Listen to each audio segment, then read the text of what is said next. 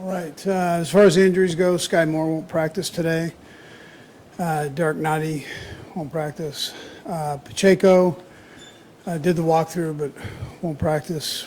And then Joe Thuney won't practice today. Everybody else will go. Had a good day yesterday in preparation. We know every day is important with the challenge playing the Ravens. So with that, time's yours. Andy, the Ravens defense scores out really well in lots of categories. But as you look at them further throughout this week, is there anything that stands out, or is it all just really good? Yeah, they're good all the way around. Good back end, secondary, linebackers are fast and good tacklers, and then their front strong. So good all around defense.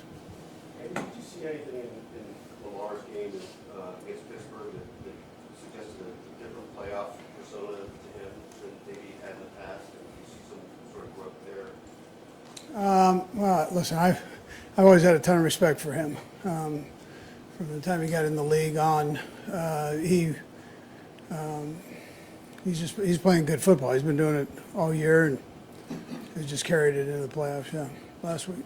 And when you saw him come into the league, obviously up against, I can't remember the timing, but the first time Patrick faced him, did you at that point have some sense we're going to be seeing this go on for years and years, and those two guys going against each other? Yeah, it felt that way. I mean, the league is lucky to have these young quarterbacks that are so good, talented. But that they've got a good team around him, and he's good. And so you figured that somewhere we were going to be playing him once or twice. So, yeah. Andy, Mike Edwards back to work today?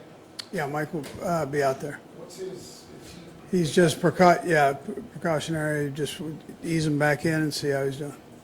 did Willie have a setback? Willie Gay have a setback? Or anything? His neck is stiff, and he just can't turn right now. So it's getting better, but I mean, that's what happened in the game. Did he kind of have a setback during the game or just couldn't go? Yeah, it wasn't working. It got worse during the game. So it did, yeah. How important is, especially when you face a running quarterback, is athleticism there in the middle of the game? Yeah, no, Willie, he's a big part of our defense. However, I wouldn't slight Drew for the job he did coming in. But Willie's a good player. He's part of it. He's part of the success that we've had. It is a big picture, but what do you think of the job that Steve Seigel has done for you? Yeah, he's done a great job. Great job. Not that he hasn't in the past. We just had some young players. So, but the teaching part of it, whether it's David working with the secondary and Donald, I mean, they've got that crew, a young group that made some mistakes last year. They've got them playing good football, accurate football. Brendan with the linebackers doing a nice job there. Guys flying around making plays. So, and then you look at Joe and how he's fit people in there and kept a nice rotation going with the guys. He's done a nice job too. So, but Spags is a general of that group, and he designs all the stuff that we throw at offenses, and he's got a great variety of pitches.